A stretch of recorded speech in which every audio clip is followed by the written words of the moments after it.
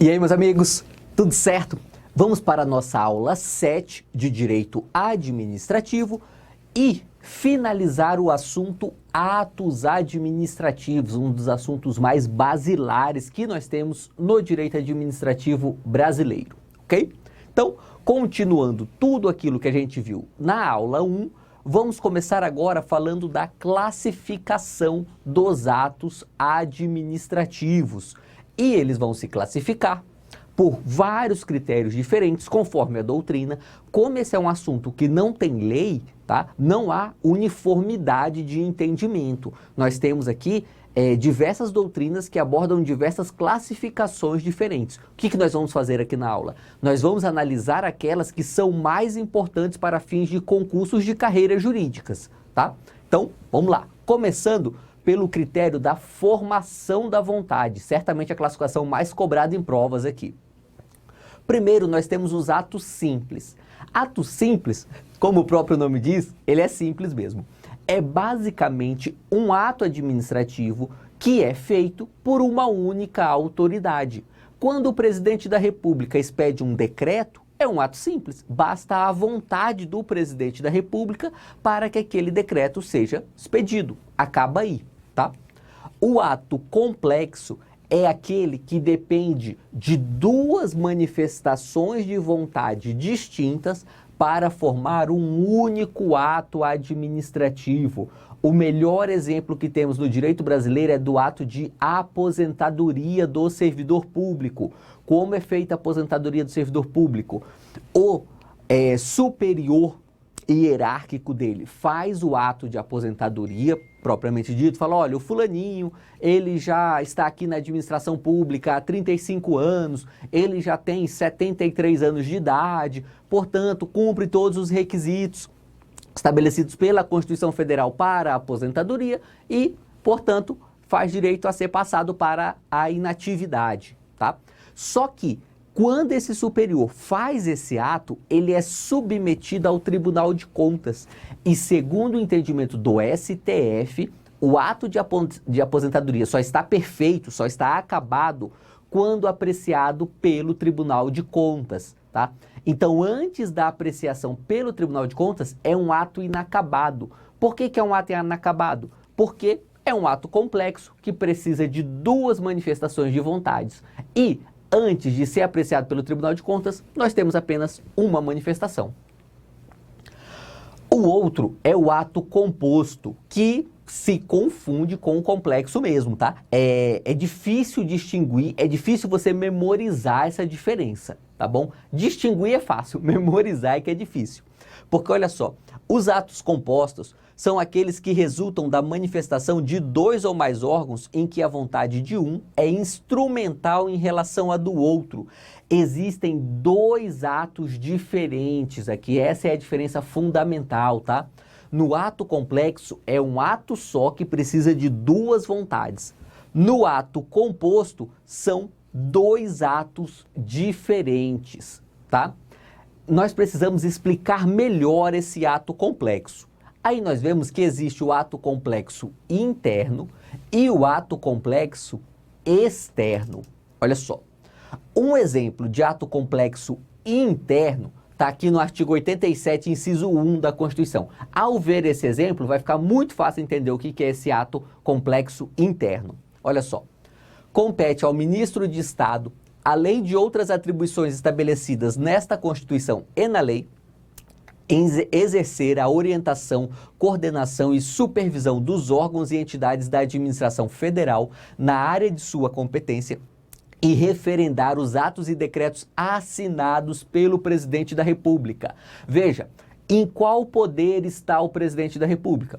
Poder executivo, ele é o chefe do executivo. Em qual poder está o ministro de Estado? Executivo também. Portanto, nós temos aqui um ato complexo interno, porque as duas autoridades estão no mesmo poder, tá? Estão na mesma linha hierárquica aqui nesse caso, inclusive sendo o presidente superior hierarquicamente ao ministro de Estado. Já o ato complexo externo, ele ocorre quando nós temos autoridades em poderes distintos, tá? E aqui temos dois exemplos. Primeiro, nomeação pelo presidente da República de autoridade constante em lista tríplice elaborada por tribunal depois da aprovação do nome da autoridade pelo Senado Federal.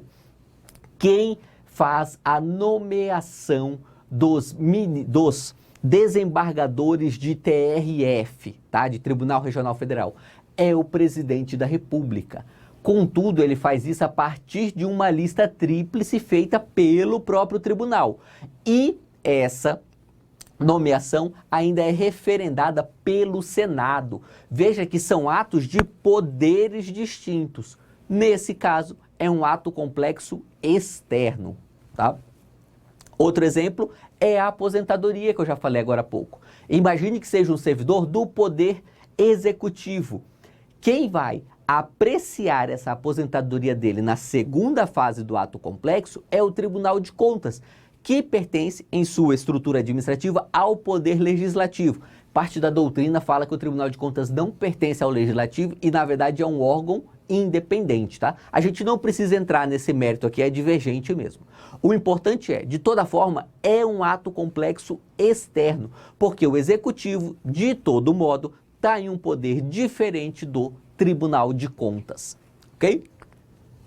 E aqui, um julgado do STF revela-se processualmente lícito deduzir perante o respectivo órgão judiciário competente, o STJ, tratando-se de ministro de Estado, mandado de segurança impetrado contra atos e ou omissões imputáveis a cada um dos órgãos intervenientes na elaboração dos atos complexos. Essa questão aqui é mais provável que ela caia na sua prova de processo civil do que na sua prova de administrativo. Mas como o direito é uno, vale a pena a gente conhecer porque envolve os atos complexos aqui. Olha só qual é o caso. Para a teoria do direito administrativo, o ato complexo é um ato só, embora emanado por autoridades diferentes. Ok. Com base nesse entendimento, muita gente defendia o seguinte, olha, só pode apresentar mandado de segurança em face do último ato que compõe o ato complexo, porque antes disso você não tem um ato administrativo realizado, pronto, acabado, tá? Essa corrente doutrinária perdeu a discussão aqui no STJ. Para o STJ, é possível impetrar mandado de segurança em fase de cada uma das fases do ato complexo, tá? Não é porque ele é um ato único que quer dizer que ele só pode ser impugnado ao seu fim. Ele pode ser impugnado mesmo não estando completo, tá? Então imagine o caso da aposentadoria, imagine que o Estado conceda, por exemplo, uma aposentadoria compulsória para um servidor público e esse servidor público quer contestar essa aposentadoria compulsória, quer impugnar judicialmente, mediante o mandado de segurança. Só que ainda não foi apreciado pelo Tribunal de Contas. Pode?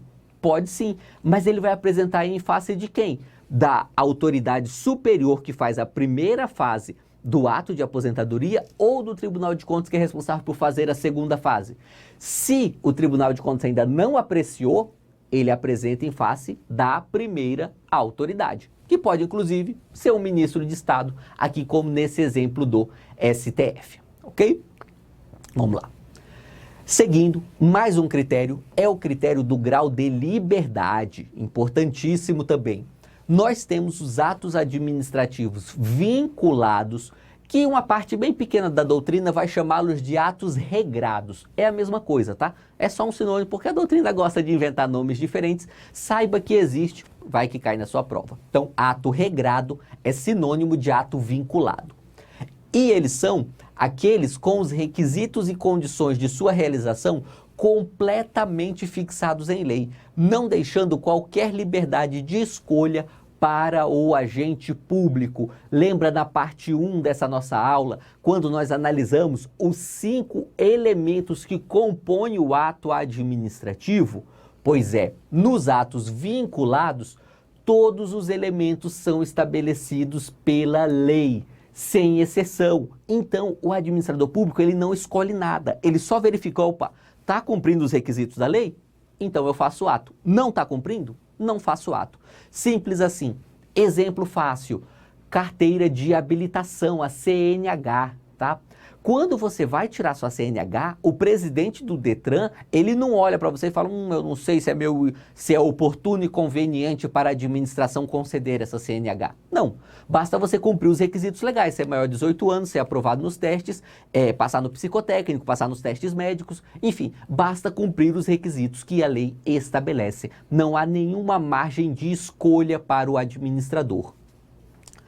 Já nos atos discricionários, há sim margem de escolha para o administrador. Mas aqui eu quero que você preste atenção, porque o que vai cair na prova é isso. Em quais elementos do ato administrativo está presente a discricionariedade? Só no motivo e no objeto, tá? Então, olha só, competência do ato administrativo. O sujeito competente para fazer o ato tem discricionariedade? Nunca, tá? Por que nunca? Porque faz o ato quem a lei fala que pode fazer o ato. Não tem nenhuma autoridade que pode olhar discricionariamente para as atribuições da administração pública e falar, olha, tá vendo aquela atribuição ali? Eu quero fazer, eu quero pegar para mim. Não há essa discricionariedade quanto à competência. Também não há essa discricionariedade quanto à finalidade. A finalidade é sempre atingir o interesse público. Também não há quanto à forma. Ou a forma é livre ou é exatamente aquela estabelecida pela lei, tá? Agora, o motivo e o objeto, aqui pode residir a discricionariedade da administração pública, ok? Também existe discricionariedade quando a lei usa na descrição do motivo que enseja a prática do ato administrativo conceitos jurídicos indeterminados. Quem explica bastante essa ideia é a Maria Silvia Zanella de Pietro, tá? E ela encampou tanto essa ideia que ela acabou se tornando majoritária no direito administrativo brasileiro. Então saiba que quando estão presentes conceitos jurídicos indeterminados, nós temos discricionariedade. O que é um conceito jurídico indeterminado? É aquele que não tem uma conceituação explícita na lei, de tal modo que não caiba interpretação. Nos conceitos jurídicos indeterminados, sempre há uma ampla margem de interpretação. Por exemplo, é dever do servidor público federal tratar os administrados com urbanidade. O que é tratar com urbanidade? Você vê que é um pouco indeterminado? Nós temos uma ideia, ó, é tratar com boa educação, não xingar, sabe? É ser agradável na hora de lidar. Mas você vê que não tem uma margem clara, você não consegue definir exatamente, olha, isso é urbanidade, isso não é urbanidade. Por causa disso, é um conceito jurídico indeterminado. E aí, a doutrina vai reconhecer que nesses casos temos sim discricionariedade também. Mais um conceito é o critério da imperatividade. E aí nós temos os atos de império, que são aqueles que a administração pública edita usando de sua supremacia sobre os administrados. Poder extroverso. Melhor exemplo aqui é a desapropriação, tá? Veja, na desapropriação, o Estado ele age com um ato de força mesmo. Ele retira da esfera patrimonial do particular aquele bem. É claro que tem que indenizar, tem que ser uma indenização prévia, justa, em dinheiro, tudo mais. Nós veremos isso na aula de desapropriação. Mas o que interessa é, se o Estado quer, Estado em sentido amplo, né? União, Estados, municípios e Distrito Federal. Se o Estado quer, ele vai lá e pega aquela propriedade para si. Esse é um ato de império, é um ato de força do Estado. Fora esses, temos os atos de gestão. São aqueles que a administração expede na qualidade de gestora de seus bens e serviços, sem usar de sua supremacia sobre os destinatários. Contrato de compra e venda é um ato de gestão. Quando a administração pública fala, olha, quero comprar um carro, e ela vai lá licitando ou mediante contratação direta, enfim, depende da hipótese, depende da situação, a administração pública, ao fazê-lo, ela está atuando com um ato de gestão. Ela atua de forma parecida com um particular. Embora nós tenhamos cláusulas exorbitantes dos contratos administrativos, regras próprias para a contratação, Você concorda comigo que um contrato de compra e venda é um ato em que a administração pública está em relativa igualdade com o particular? Afinal, o particular só está vendendo porque quer, tá? Diferente aqui do ato de império. O desapropriado, ele não tem o bem desapropriado porque ele quer, não interessa a vontade dele. No ato de gestão, como não há supremacia da administração pública, por vezes interessa sim a vontade do particular. E além disso, temos os atos de expediente. São aqueles sem conteúdo decisório propriamente dito, tá? Eles se destinam a dar andamentos aos procedimentos administrativos sem qualquer conteúdo decisório. Por exemplo, um ato da autoridade que fala: dê-se vista a parte para manifestar-se. Veja, falou para a parte se manifestar, não decidiu nada, não é um ato de império e nem sequer um ato de gestão. É um tipo inferior de ato mesmo. É um ato de expediente. Ok? Mais um critério de classificação é o critério dos requisitos de validade. E aí nós temos os atos válidos. Atos válidos são aqueles que, enfim, o próprio nome já diz, eles têm todos os requisitos de validade. Então é aquele ato que, além de estar conforme o direito, ele está exaurindo seus efeitos, ele está emanando seus efeitos. Os atos nulos são aqueles que nascem com vícios sanáveis, tá? Com vícios insanáveis, melhor dizendo.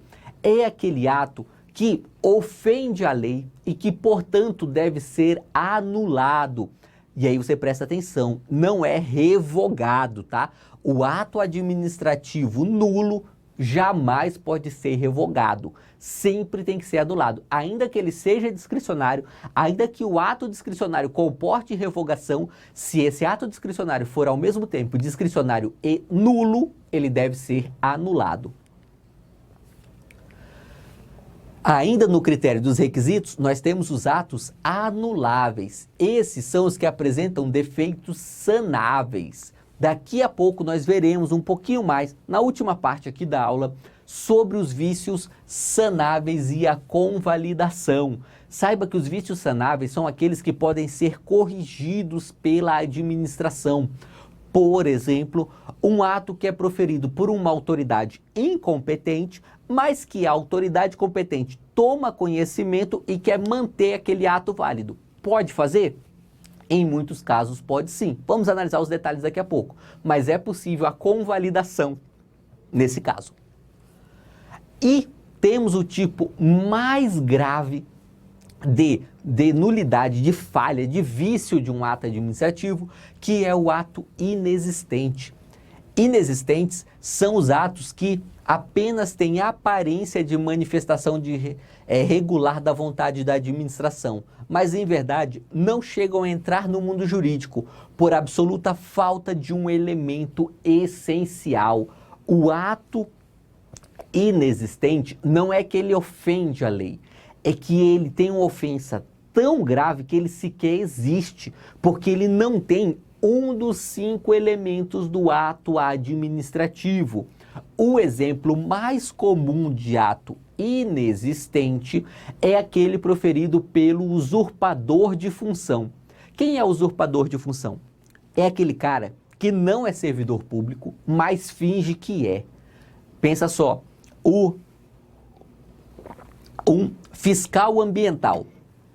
O cara nunca fez concurso público, ele não tem nenhuma ligação com a Secretaria Estadual de Meio Ambiente, ou com a Secretaria Municipal de Meio Ambiente, ou com o IBAMA, tá? Não tem nenhuma ligação com nenhum desses órgãos, só que ele coloca um coletezinho aqui de ser fiscal do IBAMA, vai numa fazenda e aplica uma multa.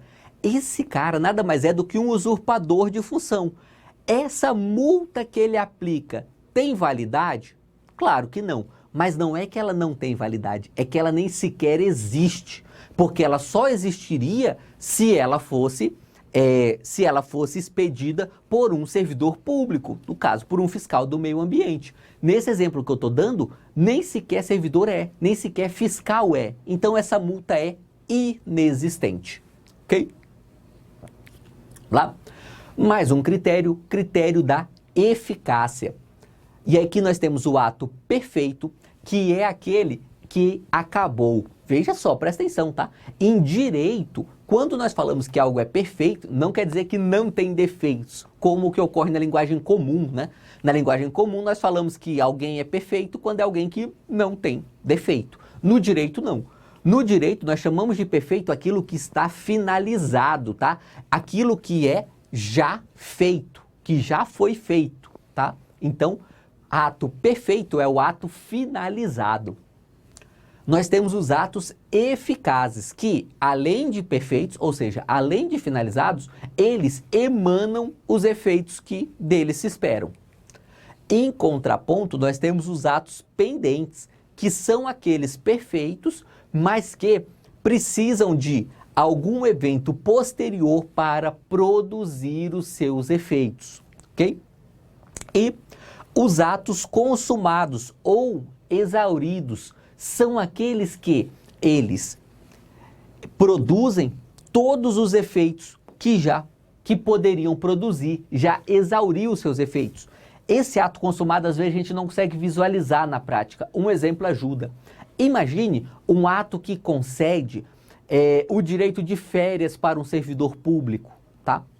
E aí, ok, o ato foi expedido em maio, concedendo 30 dias de férias para o servidor em junho. O servidor goza esses 30 dias em junho. Quando ele volta a trabalhar em agosto, em julho, melhor dizendo, esse ato já está exaurido. Por quê? Porque o ato foi feito, ele era perfeito.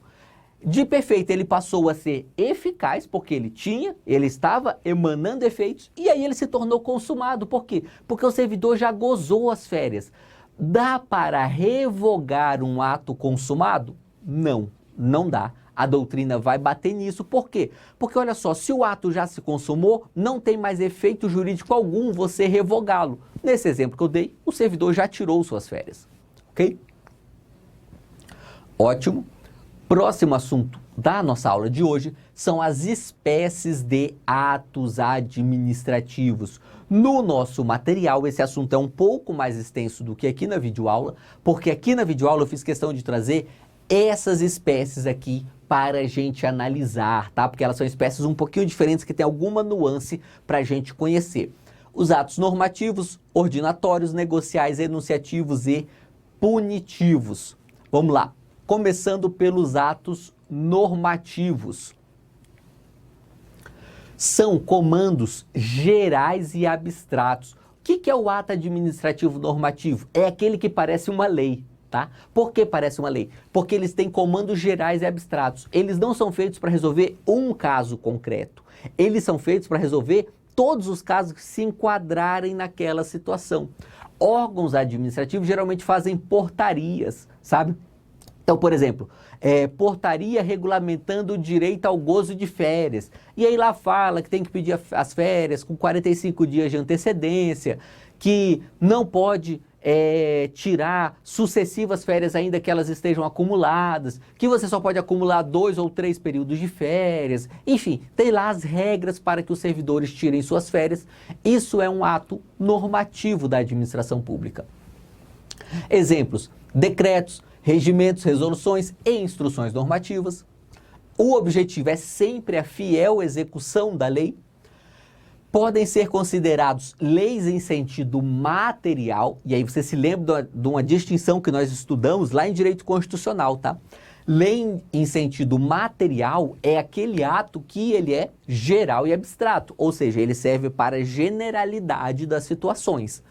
Um ato que é uma lei em sentido formal, é aquele expedido pelo Congresso Nacional. Se for uma lei federal aprovada nas duas casas, com sanção do presidente, enfim, que passou pelo processo legislativo, tá? Então, veja, em sentido material, é se tem conteúdo de lei. Em sentido formal, é se tem a forma da lei, se passou pelo processo legislativo. Os atos administrativos que estamos estudando aqui, eles nunca passam pelo processo legislativo, porque aí eles seriam de fato leis, a gente estaria estudando eles lá em direito constitucional, tá? Se nós estamos estudando aqui em direito administrativo, é porque nunca é lei em sentido formal, mas pode ser lei em sentido material. não podem inovar no ordenamento jurídico. Por que que não pode? Porque, segundo o artigo 5º da Constituição, ninguém será obrigado a fazer ou deixar de fazer, senão em virtude de lei. Decreto, regimento, resolução é lei? Não é, tá? Então, o que que esse decreto, regimento, resolução pode fazer? Pode regulamentar a lei.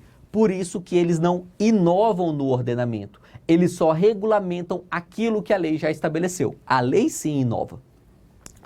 Podem ser sustados, ou seja, suspensos pelo Congresso Nacional e sua validade ocorre com a publicação desnecessária à intimação pessoal, claro. E aqui, julgado do STJ, os atos administrativos cujo conteúdo normativo possua aplicação geral presumem-se legalmente constituídos, considerando-se devidamente publicados quando inseridos no Diário Oficial da União, sem haver, portanto, a necessidade de intimação pessoal dos administrados. Atos administrativos normativos, tá? Dispensam intimação pessoal dos administrados, não confunda. Quando é um ato administrativo comum, não normativo, em regra, precisa sim da intimação dos administrados. Mais um julgado, dessa vez do STF.